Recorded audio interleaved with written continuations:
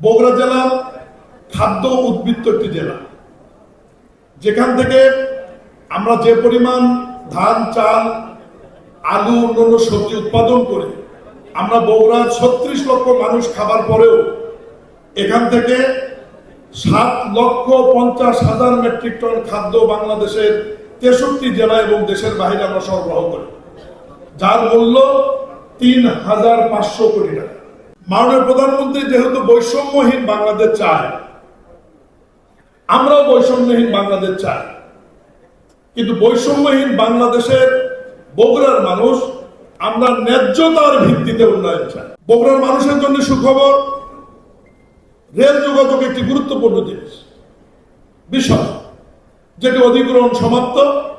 আগামী নভেম্বর-ডিসেম্বর নাগাদ ইনশাআল্লাহ মাননীয় প্রধানমন্ত্রী সিরাজগঞ্জ থেকে বগুড়া পর্যন্ত ডবল গেজে যে রেল যোগাযোগটি, এটি উনি ভিত্তিপ্রস্তর স্থাপন করবেন ইনশাআল্লাহ। এবং বগুড়া রেল স্টেশনে আমাদের একটি কন্টেইনারের ডিপো হবে, এবং যেখান থেকে বগুড়ার মানুষ সরাসরি রেলের মাধ্যমে কন্টেইনার মংলা এবং চট্টগ্রাম স্থলবন্দরে নৌবন্দরে আপনারা পাঠিয়ে দিতে পারবেন। বগুড়া শহরের রেল লাইনটি আমাদের জন্য একটি ক্যান্সার।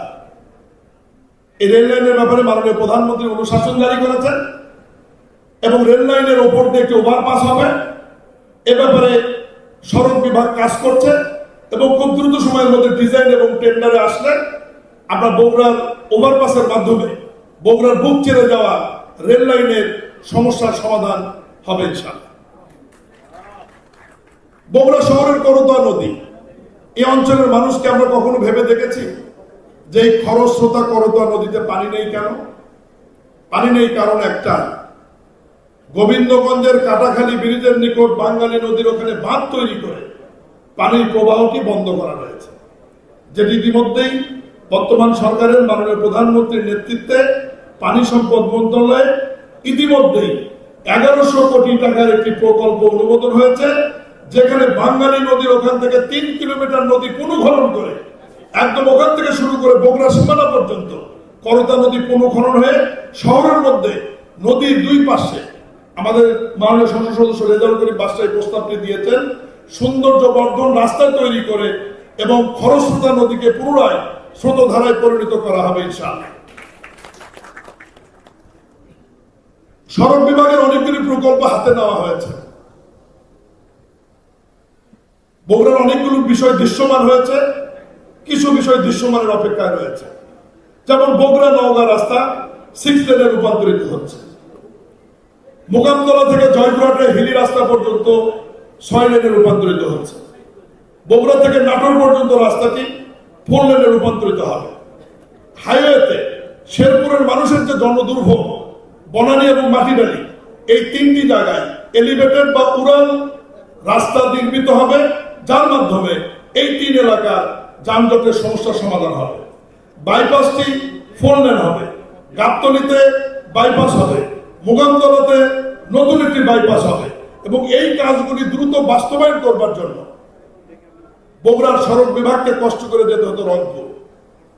আজকেই মাননীয় মন্ত্রী বগুড়া, গাইবান্ধা, জয়পুরহাট, নওগাঁ এবং সিরাজগঞ্জ নিয়ে বগুড়া সড়কের জোন অফিসের উদ্বোধন করবে, এই কাজগুলি দ্রুত বাস্তবায়ন করবার জন্য।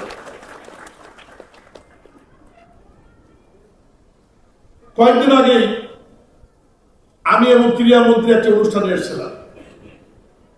সেখান থেকে মাননীয় যুব ক্রীড়া প্রতিমন্ত্রীর নেতৃত্বে আমরা বগুড়া 3 মাথায় পানি উন্নয়ন বোর্ডের একটি পরিত্যক্ত জায়গা ভিজিট করেছি, এবং সেখানে ক্রীড়া গ্রাম বা ইংরেজিতে স্পোর্টস ভিলেজ নির্মিত হতে যাচ্ছে 7 একর জায়গার উপর, যেখানে আন্তর্জাতিক মানের ফুটবল স্টেডিয়াম থেকে শুরু করে সুইমিং থেকে শুরু করে মিনিমাম 8 থেকে 10টি ইভেন্টে খেলা প্রয়োজনীয় অবকাঠামো নির্মাণ হবে বগুড়ার 3 মাথায় এই স্পোর্টস ভিলেজে, যার কাজ দ্রুত সময়ের মধ্যে শুরু হবে ইনশাআল্লাহ। ইতিমধ্যে বগুড়ার দৃশ্যমান যে বিষয়গুলো, বগুড়া আন্তর্জাতিক মানের বিমানবন্দরের খবর আপনারা পেয়েছেন, যেটি কার্যক্রম চলমান রয়েছে। কমপক্ষে আগামী জানুয়ারি মাসে এই বগুড়া বিমানবন্দর থেকে যেন আন্তর্জাতিক সম্ভব না হলেও অভ্যন্তরীণ বিমান চালু হয় সে ব্যাপারে বিমান মন্ত্রণালয় দ্রুত কার্যকরী ব্যবস্থা নিচ্ছে ইনশাআল্লাহ। এবং আগামী মাসে বাংলাদেশের ইতিহাসে প্রথম যে ড্রোন ফ্যাক্টরিটি বগুড়া বিমানবন্দরে হবে সেটি আগামী মাস থেকে এই অবকাঠামো উন্নয়নের কার্যক্রম বাংলাদেশ বিমান বাহিনী শুরু করবেন ইনশাআল্লাহ। বগুড়া বিশ্ববিদ্যালয় আইন পাস হয়েছে আপনারা জানেন। স্থানের বিষয়ে আমরা পরিষ্কার করেছি বগুড়ার 7 এমপি। বগুড়া সিটি কর্পোরেশন হয়ে গেছে, বগুড়া ওয়াসা অনুমোদন হয়েছে, বগুড়া উন্নয়ন কর্তৃপক্ষ মন্ত্রী পরিষদে নীতিগত অনুমোদন হয়েছে, আইনের অপেক্ষায় আছে। এগুলো কিন্তু একটু বগুড়ার জন্য বেশি উন্নয়ন না, বৈষম্যহীন বাংলাদেশে ন্যায্যতার ভিত্তিতে বগুড়ার যা প্রাপ্য সেই কাজগুলি বগুড়া হচ্ছে। আমরা অতিরিক্ত কিছু দিচ্ছি না। ব্যবসায়ীরা কখনোই 13%, 14% মুনাফা সুদ দিয়ে ঋণের টাকা শোধ করতে পারবে না। যে কোনো মূল্যে আমাদেরকে 1 ডিজিটে যেতেই হবে। 1 ডিজিটের সুদের হার, সহজসিদ্ধের ঋণ এবং প্রকৃত ব্যবসায়ীরা যাতে ঋণ পায় এবং ব্যবসা করার সুযোগ পায় এ ব্যাপারে নীতি নির্ধারণী আপনারা যারা রয়েছেন সরকারের, মাননীয় প্রধানমন্ত্রী বলে সমতার ভিত্তিতে শিল্প যে জেলাগুলিতে বেশি এগিয়ে গেছে তাদেরকে অগ্রাধিকার দিয়ে আমাদেরকে এগিয়ে দিতে হবে। আজকে সিরাজ ভাইয়ের শ্রদ্ধেয় মাননীয় এমপির কিছু কথার সাথে আমি একমত, কিছু কথার সাথে আমি একমত নয়।